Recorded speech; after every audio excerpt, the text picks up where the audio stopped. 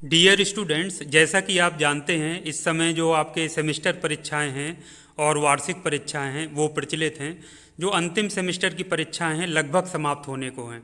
हो सकता है आज किसी का लास्ट पेपर हो या एक दो दिन बाद किसी का लास्ट पेपर हो, लेकिन फर्स्ट ईयर और सेकेंड ईयर के जो एग्ज़ाम्स हैं वो अभी शुरू होना बाकी है। तो उसके लिए अभी मॉक टेस्ट की प्रक्रिया और रजिस्ट्रेशन की प्रक्रिया प्रारंभ हो चुकी है। तो छात्र छात्राएं रजिस्ट्रेशन करने में और अपना मॉक टेस्ट देने में बिजी हैं।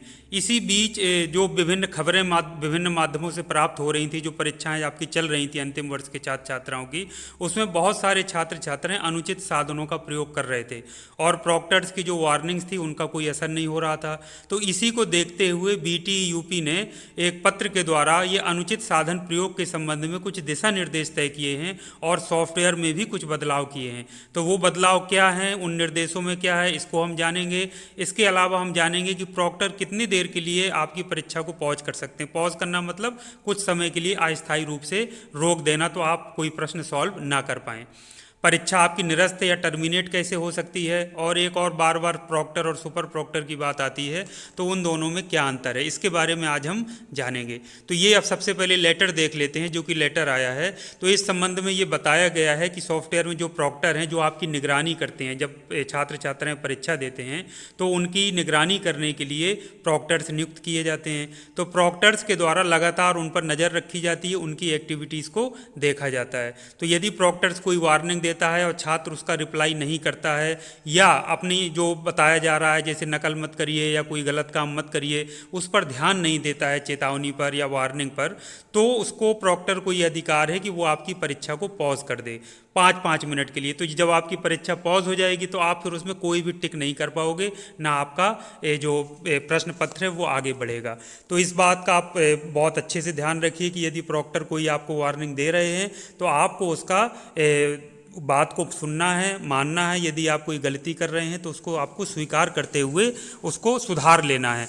अथवा अगर कोई वैसी बात है, तो कोई समस्या दिक्कत है, तो प्रॉक्टर को चैट बॉक्स के माध्यम से आपको रिप्लाई कर देना है।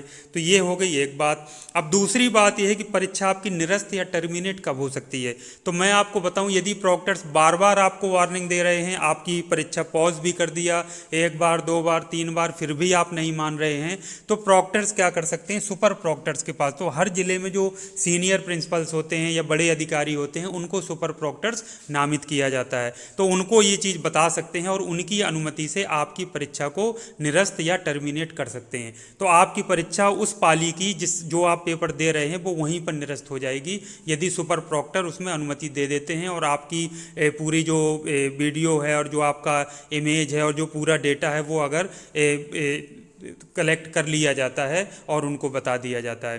तो इसलिए मैं आपसे कहूँगा कि ऐसा कोई गलती काम मत करिए कि आपकी परीक्षा निरस्त या टर्मिनेट हो, या फिर ये स्थिति आए कि प्रॉक्टर्स को आपकी परीक्षा को पॉज करना पड़े कुछ भी समय के लिए। नहीं, वो आपके रिकॉर्ड शीट में कहीं ना कहीं, जो आपकी लॉग शीट है उसमें कहीं ना कहीं अंकित हो जाएगा। तो इस चीज़ का आप लोग विशेष तौर पर ध्यान रखिएगा। और एक बात और जानकारी के लिए कि प्रॉक्टर्स और सुपर प्रॉक्टर्स कौन होते हैं। तो प्रॉक्टर्स जो जनरली आपको आपकी परीक्षा है सेकेंड ईयर फर्स्ट ईयर वालों की 1 घंटे की होगी, तो आपको कंटिन्यू वॉच करते हैं, देखते हैं, कैमरे के माध्यम से आपकी वॉइस सुनते हैं, तो वो प्रॉक्टर्स होते हैं। सुपर प्रॉक्टर्स उनके ऊपर होते हैं जो किसी भी बच्चे के उसको देख सकते हैं कि उसकी क्या एक्टिविटीज़ हैं, वो स्टूडेंट क्या कर रहा है, कोई गलत साधनों में लिप्त तो नहीं है। तो अगर सुपर प्रॉक्टर्स अगर डायरेक्ट किसी स्टूडेंट को पकड़ लेते हैं नकल करते हुए, या वार्निंग देने के बाद भी देखते हैं कि स्टूडेंट नहीं मान रहा है, तो डायरेक्ट उसको यूएफएम में यानी कि अनुचित साधन प्रयोग में बुक करके उनकी परीक्षा को टर्मिनेट या निरस्त कर सकते हैं। तो उम्मीद करता हूं कि जो मैंने आपको बात बताई है आपको बात समझ में आई होगी। आप कोई भी ऐसा काम नहीं करेंगे जिससे आपकी परीक्षा पॉज हो या फिर अंतिम उसमें आपकी परीक्षा को निरस्त या टर्मिनेट किया जाए। तो ये बीटीयूपी के स्पष्ट दिशा निर्देश हैं इस संबंध में। आप देखिए सामने पत्र आपके आप स्क्रीन पर देख पा रहे हैं। तो ऐसी कोई भी आपको दिक्कत ना आए, ना कोई आप अभद्रता इस तरीके की करिए कि प्रॉक्टर्स के प्रति आप उसको बातों को ना सुनना या फिर कोई इस तरीके का व्यवहार करना जो कि अनुशासनहीनता की श्रेणी में आए, ये सब आपको नहीं करना है। तो उम्मीद करता हूँ कि इन्हीं सब बातों को ध्यान में रखकर आप बहुत अच्छे से कॉन्फिडेंस के साथ और बहुत रिलैक्स होकर अपने परीक्षाओं को देंगे, एग्ज़ाम देंगे और अपने मॉक टेस्ट और जो रजिस्ट्रेशन की प्रक्रिया है उसको भी संपादित कराएंगे। तो आज के लिए इतना काफ़ी है। आपसे और इसी तरह की उपयोगी जानकारी के साथ मैं नेक्स्ट वीडियो में आपसे मिलूंगा। तब तक के लिए थैंक यू वेरी मच। आपका दिन शुभ हो।